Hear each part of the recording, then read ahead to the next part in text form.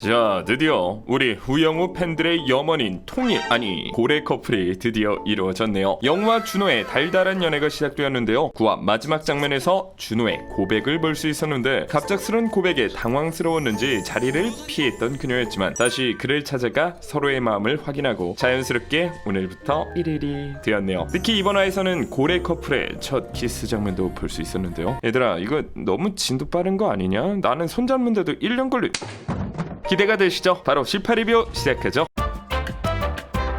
지하철을 탄 주인공 앞에서 황당한 일이 벌어졌습니다. 도망치던 남자가 형사에게 붙잡힌 것인데요. 영장도 없이 수갑을 채우고 남자를 체포하는 모습을 본 영우는 아무리 긴급 체포라도 미란다 원칙과 혐의를 말해야 된다고 충고하죠. 이 짧은 만남의 인연이 되어 피해자 정일은 한바다 로펌에게 변호를 맡겼습니다. 정일의 혐의는 성범죄였습니다. 옳고 그름을 제대로 판단하지 못하는 지적 장애인 여성과 강제로 관계를 가졌다는 이유로 체포를 당하는데요. 하지만 그는 결백을 주장했습니다. 피해자 혜영과 정말 사랑하는 사이였고 관계도 서로 합의하에 했다고 말했죠. 그러나 혜영의 엄마는 정일이 아무것도 모르는 딸을 꼬셔서 100만 원에 달하는 데이트 비용을 혼자 부담하게 했고 성적으로 이혼까지 했다며 분노했는데요. 과연 누구 말이 맞는 걸까요?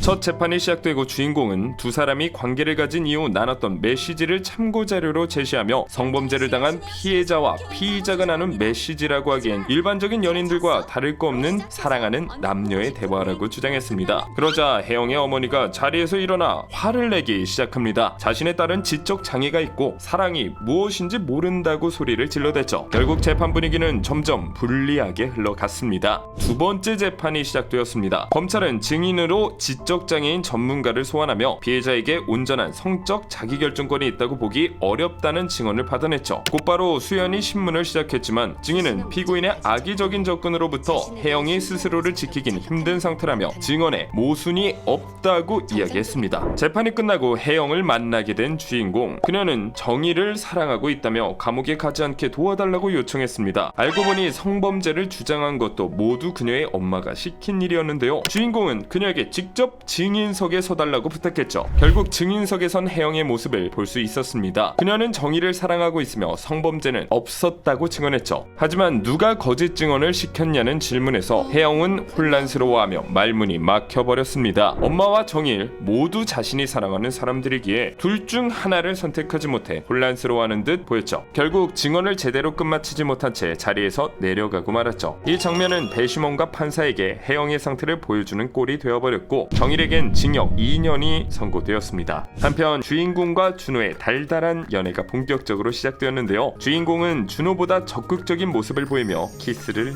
하기도 했는데요. 이는 지적장애인이라는 이유로 자기결정권이 없다고 판정받는 혜영과 대조됩니다. 분명 두 사람과 똑같은 사랑을 했는데 왜 결과가 달랐던 걸까요?